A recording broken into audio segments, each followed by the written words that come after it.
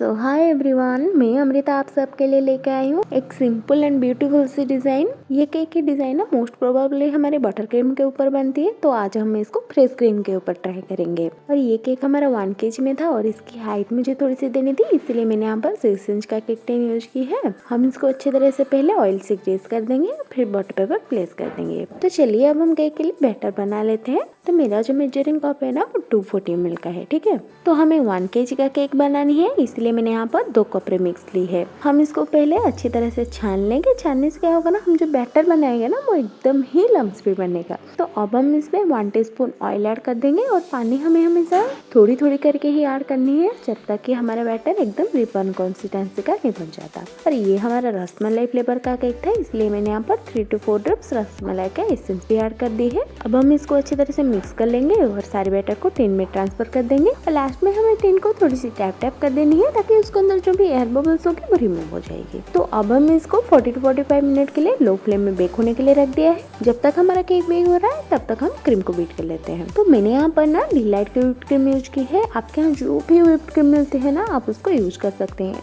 और हमें हमेशा लो से मीडियम और मीडियम से हाई करके स्टीप पिक आने तक क्रीम को बीट करनी है। और आप जब भी क्रीम को बीट करने जाएंगे ना, उसे थोड़ी देर पहले आपको क्रीम को रूम टेम्परेचर में बाहर निकाल कर रख देनी है, ताकि उसके अंदर जो भी आइस क्रिस्टल्स होगी ना वो रिमूव हो जाएगी और हमारी क्रीम लिक्विड फॉर्मेट में आ जाएगी। फिर हमें क्रीम को जब बीट करेंगे हमारी क्रीम एकदम परफेक्ट बनेगी। तो अब हमारी क्रीम अच्छी तरह से बीट हो चुकी है और हमारा केक भी बेक होकर ठंडा हो चुका है। तो चलिए अब हम केक को डिमोल्ड कर लेंगे और उसके बटर पेपर को रिमूव कर देंगे। अब हम इसके ऊपर की जो डोम पार्ट है इसको रिमूव कर देनी है और केक को 4 लेयर्स में कट कर देनी है। तो अब मैंने यहाँ पर रसमलाई की मिठाई ले ली है। मुझे जितनी केक में यूज करनी है मैंने उतनी ही निकाल दी है, बाकी को रख दिया है। तो एक बाउल में मैंने यहाँ पर रसमलाई का जो हमारी मिठाई है उसको लेकर इसे क्रश कर दिया है और इसमें क्रीम ऐड कर दी है और इसको मिक्स कर दी है। हम इसको केक के फिलिंग में यूज करेंगे। और केक स्पॉन्ज को सोक करने के लिए मैंने यहाँ पर रसमलाई का जो रस है उसी को ही लिया है। तो चलिए अब हम केक को असेंबल कर लेते हैं।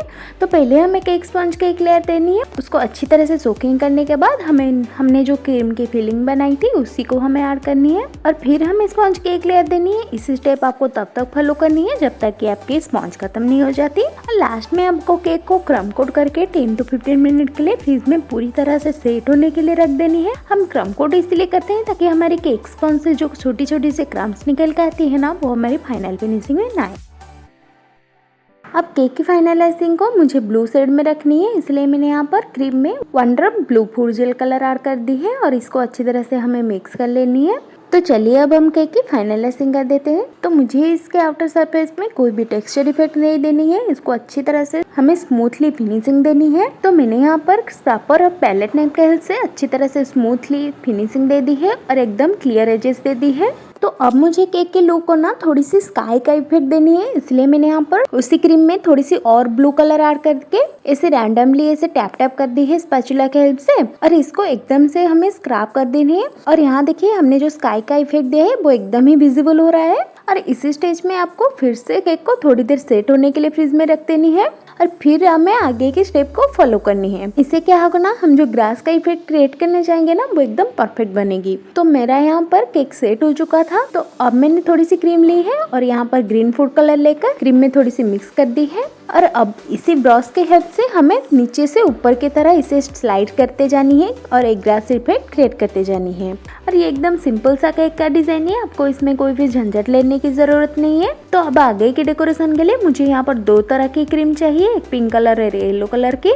तो अब मैंने दोनों क्रीम को पाइपिंग बैग में भर लिया है। तो अब फ्लावर्स बनाने के लिए मैंने यहाँ पर 2 तरह की नोजल की यूज की है। ऊपर ऐसे बड़े रोजेट के लिए मैंने यहाँ पर 2D नोजल का यूज किया है और नीचे ऐसे छोटे छोटे रोजेट बनाने के लिए मैंने यहाँ पर छोटा सा जो स्टार नोजल आती है ना उसी को ही यूज की है। और यहाँ पर मैंने जो प्रिंसेस का कटआउट लगाई है ना, इसको हम ग्लॉसी प्रिंट बोलते हैं, इसको मैंने जेरोक्स दुकान से प्रिंट आउट निकाली थी। तो अब मैंने यहाँ पर केक में ऐसे रैंडमली व्हाइट स्प्रिंकल कर दी है। अब मुझे यहाँ पर केक में थोड़ी सी ग्रास इफेक्ट क्रिएट करनी थी, तो मैंने यहाँ पर पहले ही ग्रीन कलर की स्पॉन्ज को बेक करके रख दिया था। अब हम इसको साइड्स में से लगा देंगे। और अब केक में थोड़ी सी सैंड लाने के लिए मैंने यहाँ पर सिल्वर मेटालिक स्प्रे का यूज किया है। तो अब हम यहाँ पर कुछ बटरफ्लाई लगा देंगे और हमारे केक के लुक को कंप्लीट कर देंगे। तो आपको मेरी आज की ये केक के डिजाइन कैसी लगी मुझे कमेंट सेक्शन में जरूर बताइएगा। अब और ऐसे इंटरेस्टिंग वीडियो देखने के लिए मेरे वीडियोस को लाइक कर दीजिएगा और मेरे चैनल को सब्सक्राइब कर दीजिएगा। तो अब मिलते हैं और ऐसे यूनिक सा डिजाइन के साथ, तब तक के लिए हर हर महादेव।